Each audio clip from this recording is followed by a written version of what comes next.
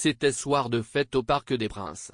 Vainqueurs faciles de leur dernier match de la saison, 5-0 contre Metz, les joueurs du PSG ont pu célébrer avec leurs supporters la décision de Kylian Mbappé de prolonger son contrat dans le club parisien jusqu'en 2020. Le petit prodige français, qui avait longtemps hésité à partir au Real Madrid, a posé avec un maillot éloquent, faisant le bonheur de rarement, on aura vu une telle ferveur au Parc des Princes.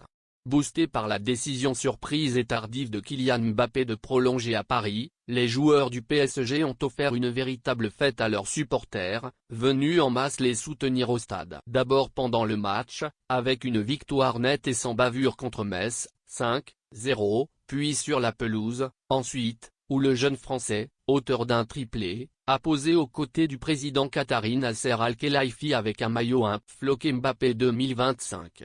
Une manière originale d'officialiser cette grande décision tant attendue par les fans. Le joueur restera bien à Paris pour les 3 prochaines saisons et devrait continuer à porter le PSG sur ses épaules comme il le fait depuis ici. D'ailleurs, sur Instagram, il a posté un message plutôt éloquent, l'aventure.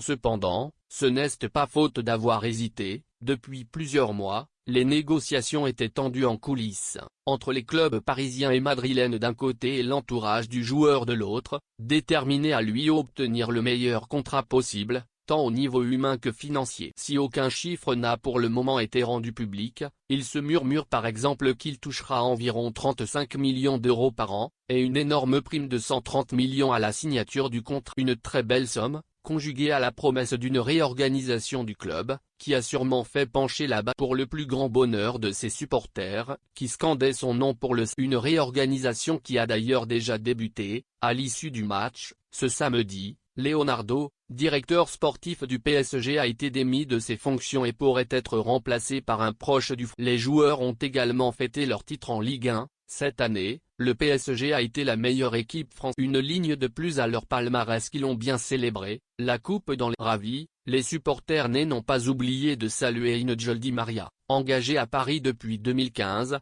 l'Argentin a joué son dernier match ce samedi, puisqu'il quitte le club en larmes, accompagné de ses enfants. Il a salué le public et les ultras, qui, à grand renfort de chants, de banderoles et de fumigènes, lui ont rendu un hommage appuyé. À noter que lors de ce match, on a pu voir plusieurs stars dans les tribunes, Rachida Dati, Jamel Debbouze et son fils Léon, Anne-Marie Vin avec son fils Léonard, Marc Ladret de la Charrière ou encore Bernard Lama, Dominique Rocheteau, Youri Djorkaeff et son père Jean Djorkaeff, David Ginola, Luis Fernand.